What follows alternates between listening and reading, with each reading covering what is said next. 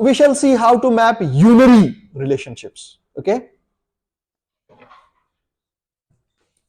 rules are the same. Okay, but since the degree of relationship is 1, so we'll check what we can do. So for example, there is a 1-to-1 cardinality unary degree relationship. A person married to a person. Okay, this is a 1-to-1 maximum cardinality relationship.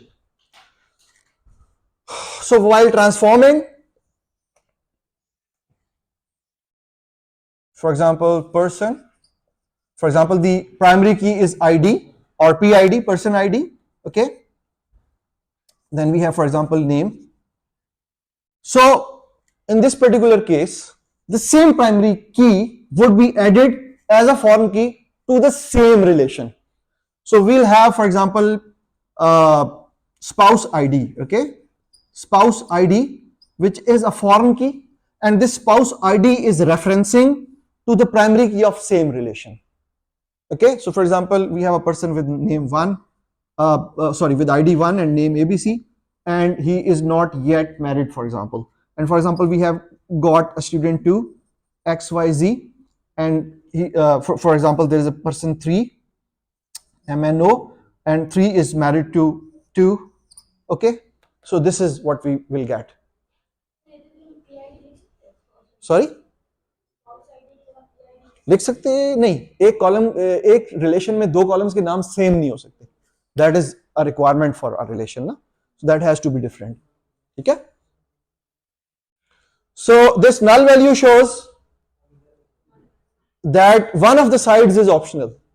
Okay, if ever there is a null value in the foreign key, definitely it would mean that one of the sides of the relationships is optional. The other case, a one-to-many cardinality. For example, there is a one-to-many cardinality in a unary degree relationship. So for example, we have an example of employee, and one employee is a boss of many employees. Okay, but one employee can have more than one subordinates, but an employee cannot have more than one bosses. So it's a 1-to-1 from one, while 1-to-many from the other side. So overall, the cardinality is a 1-to-many cardinality. So for example, these are the attributes of this relation. For example, we have EID, employee ID, we have name, and we shall have boss ID as a foreign key from the same relation. So this boss ID would be referencing the primary key of the same relation. So for example, there is one XYZ and he has no boss. He's at the top level, for example. Then we have, for example, another employee 2, his name is ABC, and 1 is his boss, right? So this can be done.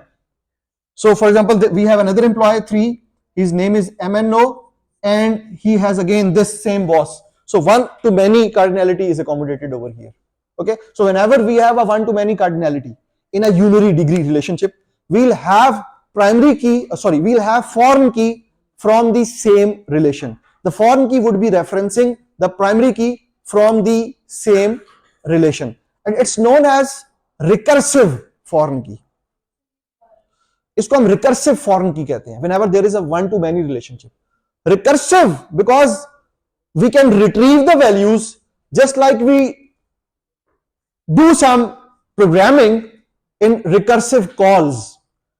Just like a recursive function is executed, just in the same manner we can retrieve the values. That is, for example, if we start retrieving the values from here, for example, from here we go to this row, we check who is the boss, we go to that row, then we go to the foreign key of that particular row, then we can go to the boss, and in the same fashion we can repeat this retrieval unless and until there is a null value in the foreign key. So in this recursive fashion, we can basically retrieve a complete hierarchy from a relation where there is a one-to-many cardinality. So because of this thing, this is known as a recursive foreign key.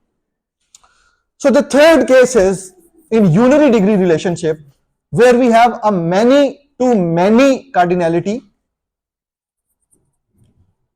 relationship. Okay, for example, we have course, and this course is prerequisite of another course. So one course can have more than one prerequisites, and one course can be a prerequisite of more than one courses. So it's one to many from both the sides. So the overall cardinality is a many to many cardinality. If we have converted this relationship into associative entity, then two new relationships, they will be created with one to many cardinality on the both sides. Otherwise, if the relationship is not converted into associative entity, and now for example we are converting this ERD into the relational structure, so we'll have two different relations. One relation for this entity, okay, for example course, for example we have got CID as the primary key for this particular relation, and for example title, and we'll have another relation with course ID and prereq ID. Now both these foreign keys, both are foreign keys, and both these foreign keys are referencing the same primary key. For example, there is a course 1, name is X, 2 is Y, 3 is Z, 4 is A, for example. So for example, these are the courses. For example, one's prereq is 2 and one's prereq is 3, for example. And similarly, 4's prereq is 2. Now, if you see, one course has more than one prerequisites, and one course is a prerequisite of more than one courses. So both the one to many cardinalities, they have been accommodated, like we did in mapping a many to many relationship in the binary degree relationship. So we are doing the same thing, but because it's a unary degree relationship, so we are having two relations, one for the actual entity and the other for the relationship or for the associative entity if already that relationship was converted into the associative entity while we were designing the entity relationship diagram. So both the cases of assigning an identifier or not, they'll also be cases over here. For example, if there is a chance of repetition of values, then an external for a primary key would be added. And if there is no chance of repetition, we can declare this combination of foreign key as a composite primary key. Okay.